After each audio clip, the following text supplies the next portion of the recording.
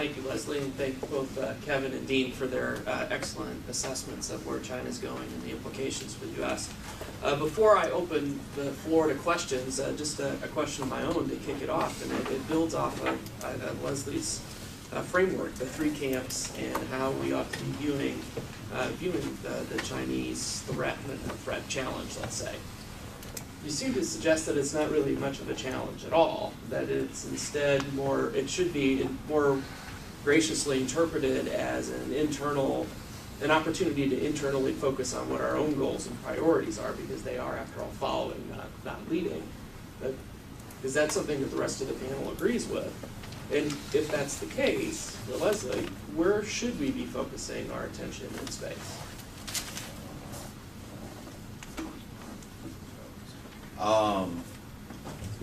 Space in the U.S.-China context is the Y variable, the X variable, which is to say it is a function of the larger issue of where U.S.-China relations are. And that was true also for us and the Soviets. There's a handful of folks I've met who have said the Apollo-Soyuz mission changed U.S.-China relations. I'm sorry, U.S.-Soviet relations. I changed U.S.-China relations. To which my answer is, wow. So Gorby was on that mission? Or was it that it was the third Apollo-Soyuz that really sort of shit? Oh, there was only one. And it was basically a leftover Apollo that did it. The U.S.-China relationship is driven by a host of factors. Leslie laid out quite a few of them: intellectual property rights, human rights, national security, etc. Space touches on a lot of those things. But if the U.S. and China, for whatever reason, and I'm certainly not advocating this, decided that we were going to be friends, it was going to be a G2 relationship, co-dominion or what have you, space cooperation would almost certainly blossom. And conversely, if we found ourselves staring at each other over a 1950s-style Taiwan crisis, you could have the Chinese be part of ISS, you could have American astronauts aboard the Tiangong, and it wouldn't really matter that much, because in the end, we're antagonistic. And so I do think that the Chinese in this regard, because their space program is more internally driven, understand this in many ways better than I think some of our own space community sometimes does. I think that the China space program does present a challenge to the United States. If you look at the space industry's goal, their goal is to develop into a leading world-class space industry. And so it's much, it doesn't have to be sort of political or China against the U.S., though it can always be framed in that way. But there's going to be an economic aspect to this, where China is going to want to develop its space industry to compete with the United States, with Europe, and with Russia. And that's going to potentially pose a challenge to us commercially, economically, and perhaps militarily. In the military realm, it's kind of interesting that it's easy to think about the asymmetric advantage that China may have in targeting our space systems, considering we're so reliant on them. But if you look farther down the road, we're actually preparing more symmetrically to each other. And if you look at air-sea battle, what is it composed of? It's composed of C4ISR, cyber, electronic warfare, stealth, long-range precision strike. Okay?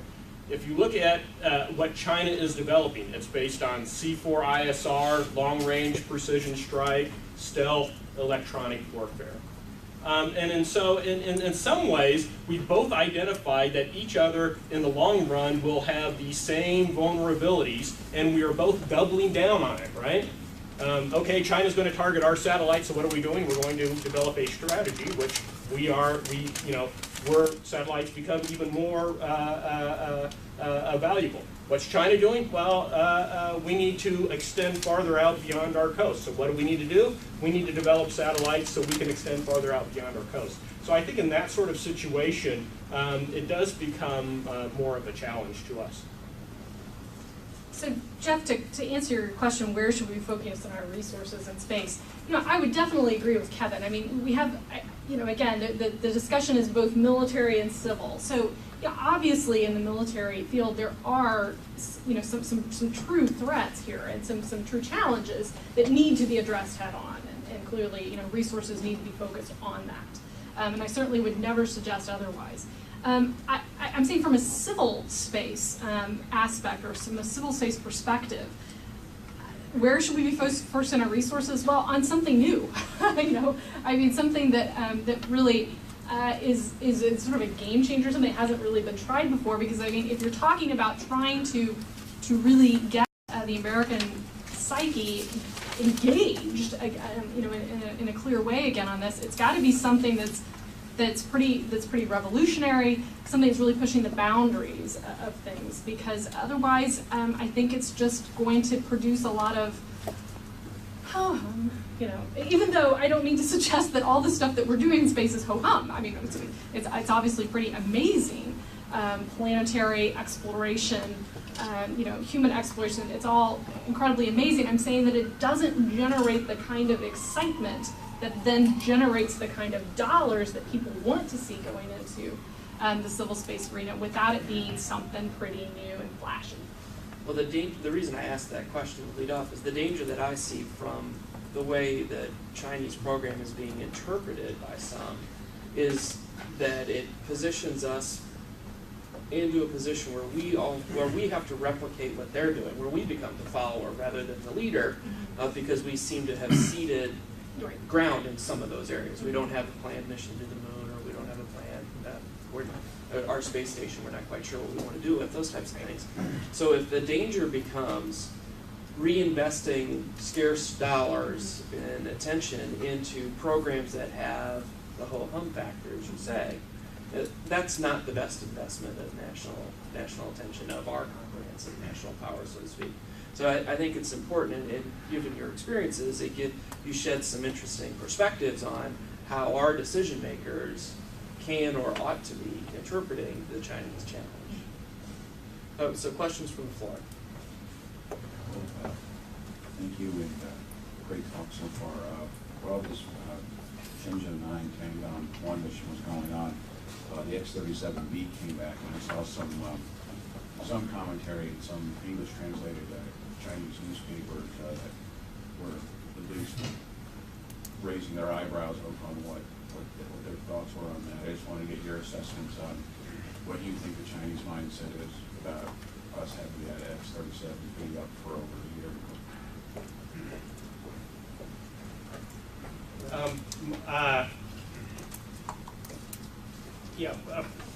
First of all, and speaking about in comparison, between the U.S. and China, we have the X-37B. We were in the HTV-2 test, so we're not standing still. We're investing in even more advanced technologies. But generally, things like the X-37B feed into Chinese perceptions that the U.S. is eyeing for dominance in space. And so some of the things that they've used to justify their own counter space program is they look back at our 1985 Kinetic Kill test, the 1997 Miracle test, the Burnt Frost test.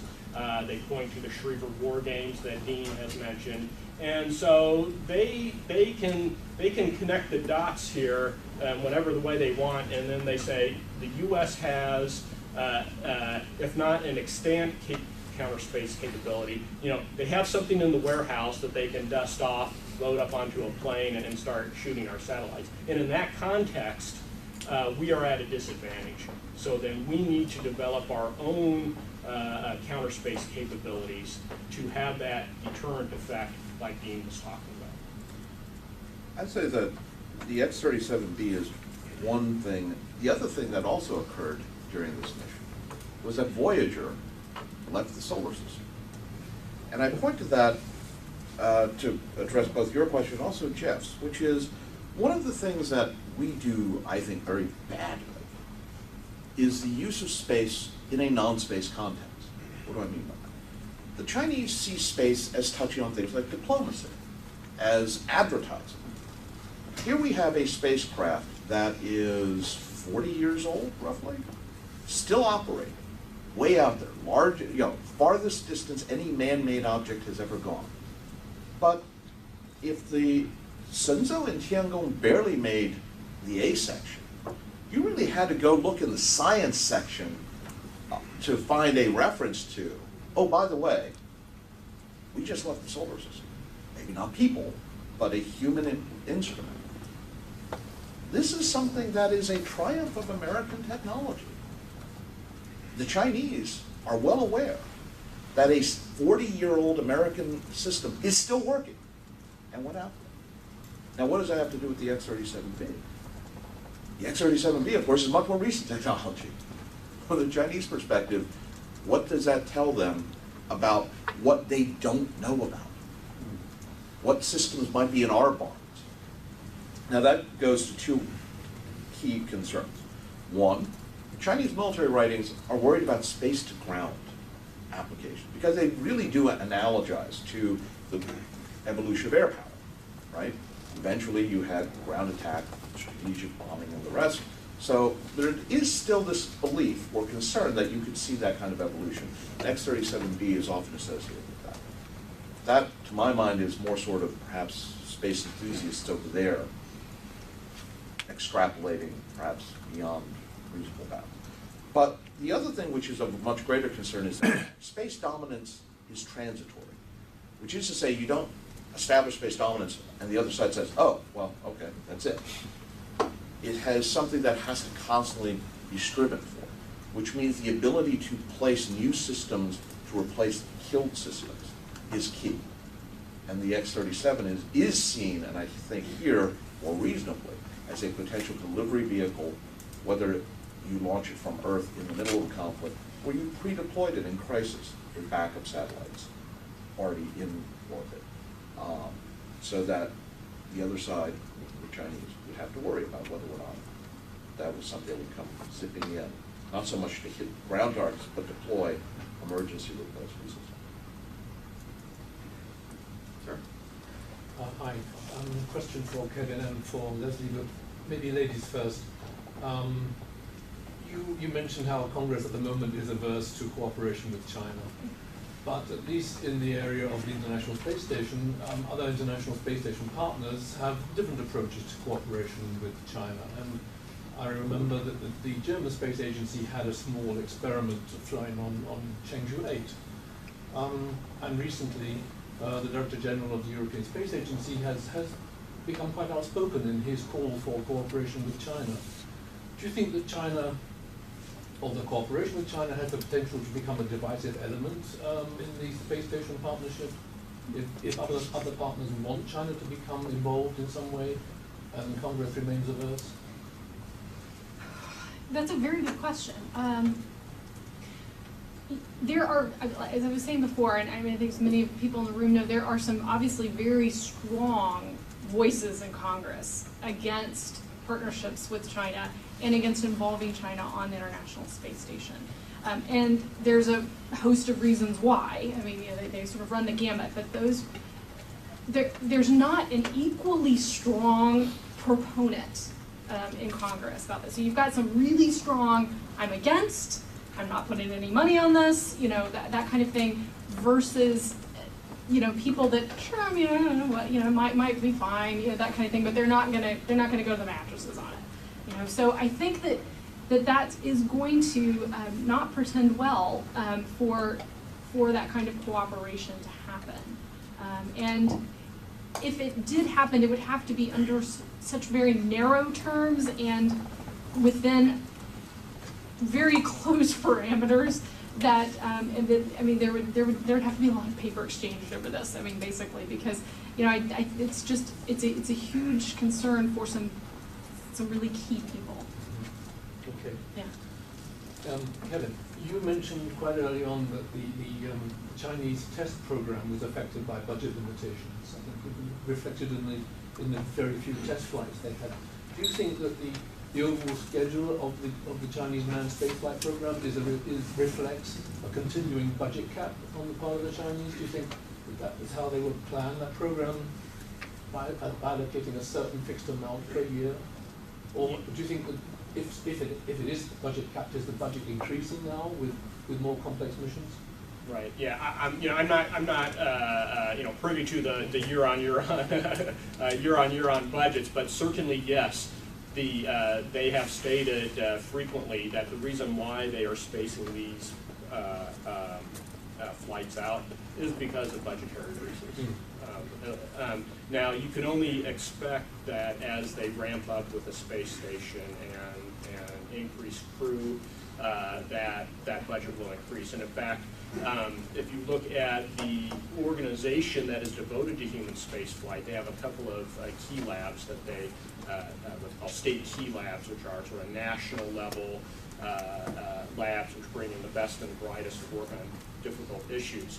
And in 2009, 2010, they established the what they call the Human Factors Key Lab, and another one on aerospace biomedicine.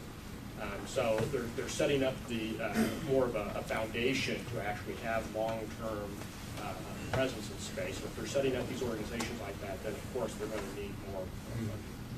I want to follow up on that. Do we have a sense of what the prioritization of space activities are for the Chinese government vis-a-vis other things that they've got to fund? So if this global economic crisis begins to bite China, or some of the long-run factors that Kevin identified begin to bite at their available resources, where does space rank in the list of priorities? Yeah, well, this is that's a good question, and it's sort of similar to U.S. If you go out and do a survey and people really like space, yes, we want to support space, but then you rank it. So okay, is it above Social Security? Is it above defense, agricultural subsidies, what? And then it just starts, going on down the line. And we don't, at least I don't have a sense of where it ranks. And right now, China is throwing so much money at such a broad technology area. They have, in 2006, they started the medium long-term plan for science and technology development, which had 16 major areas. And then in 2011, with the 5-year plan, they identified 7 strategic emerging industries, and those 7 strategic emerging industries had 37 subcategories. And they're just throwing a lot of money at a lot of different things right now.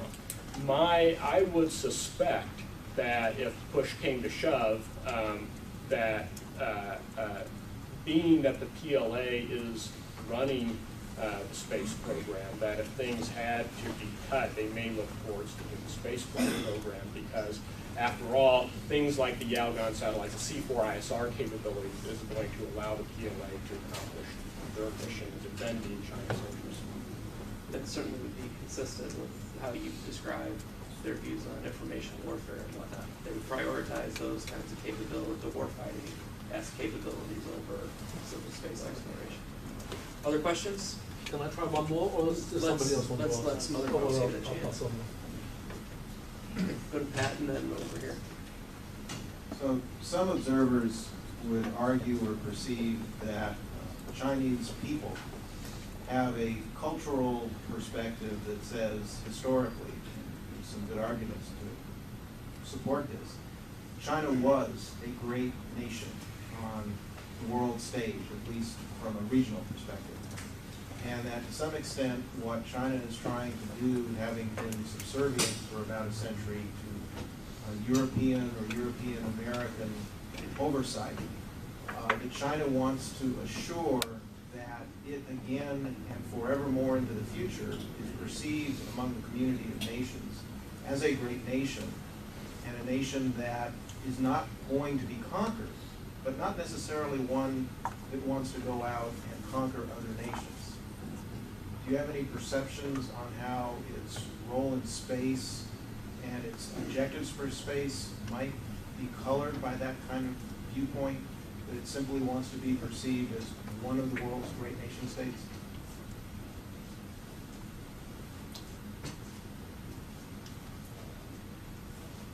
Sure. I would say that both the United States and China are in interesting ways status quo powers. The problem is how you define status quo. And it goes exactly to your point. In the United States, we're a status quo power because for the last 200 years, things have been going pretty well for us. Unfortunately, that's the exact same period when China, from its perception, has been the center of humiliation, has been taken advantage of, etc. So this is the outlier for China. Now, for China then, a return to greatness is a return to the normal status quo being the dominant power in the known world, which back 1,000 years ago, or 2,000 years ago, or 3,000 years ago, was simply Asia.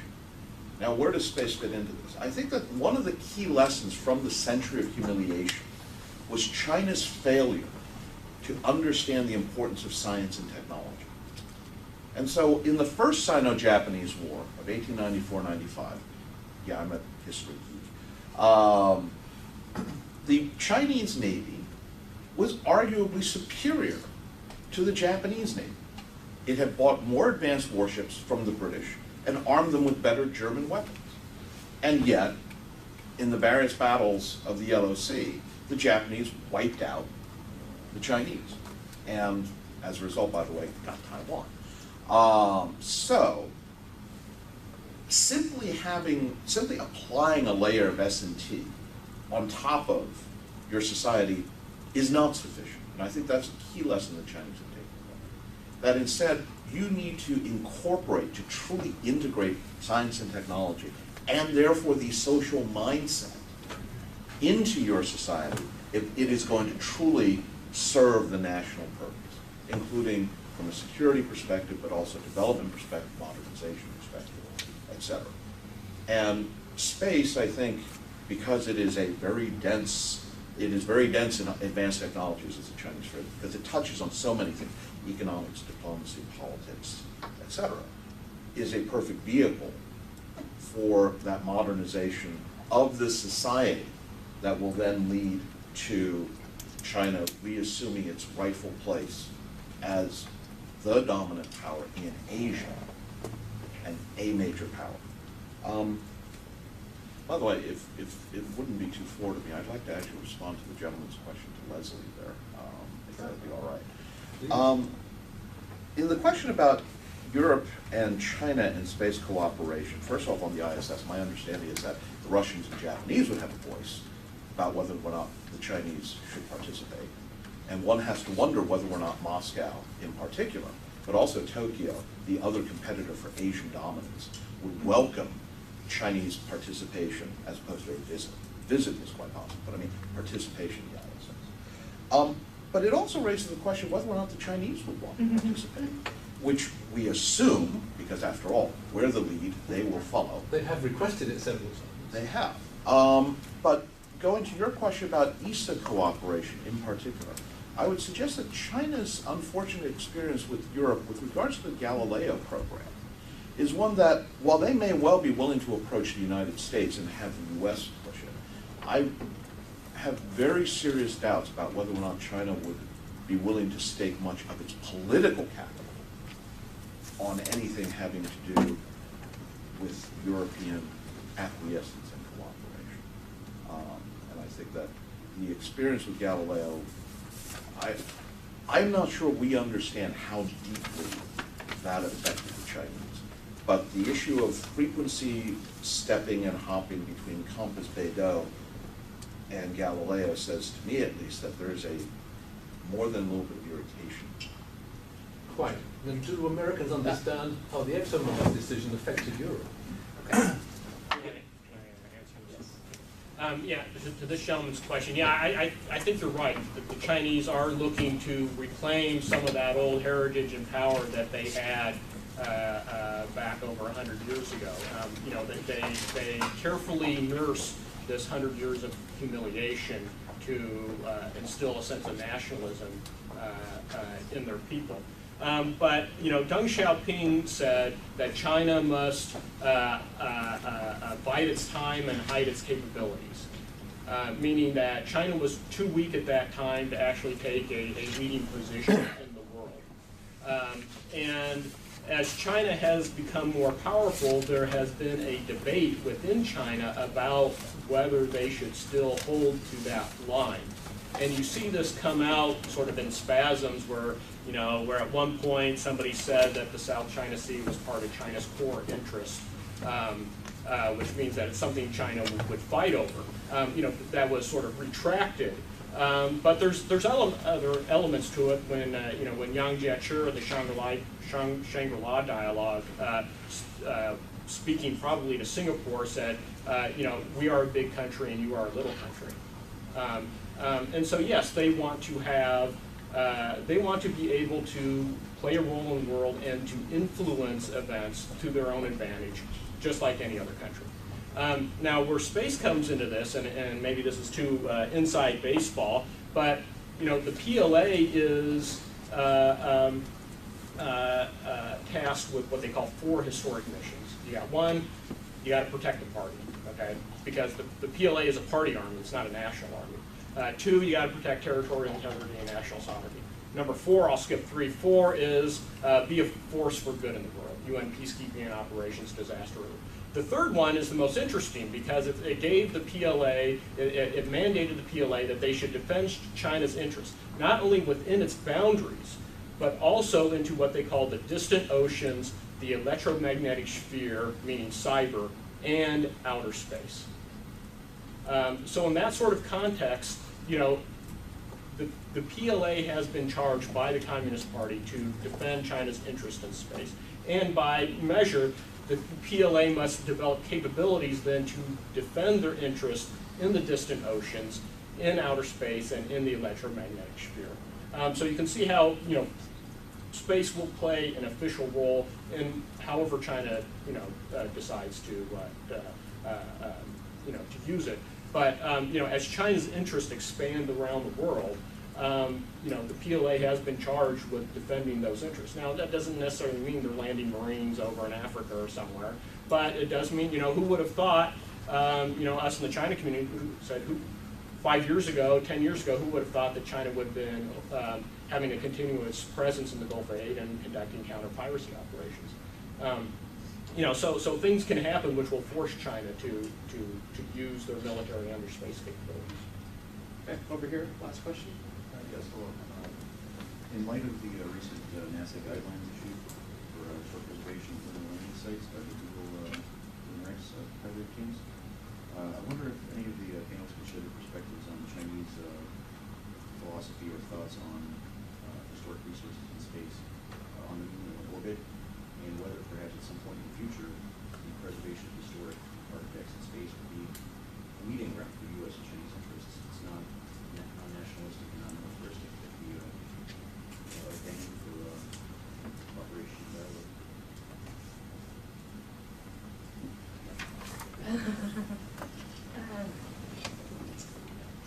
You know, it's oh gosh, I have 3 thoughts rumbling around my head. You know, it's interesting when you think about the historic resources in space.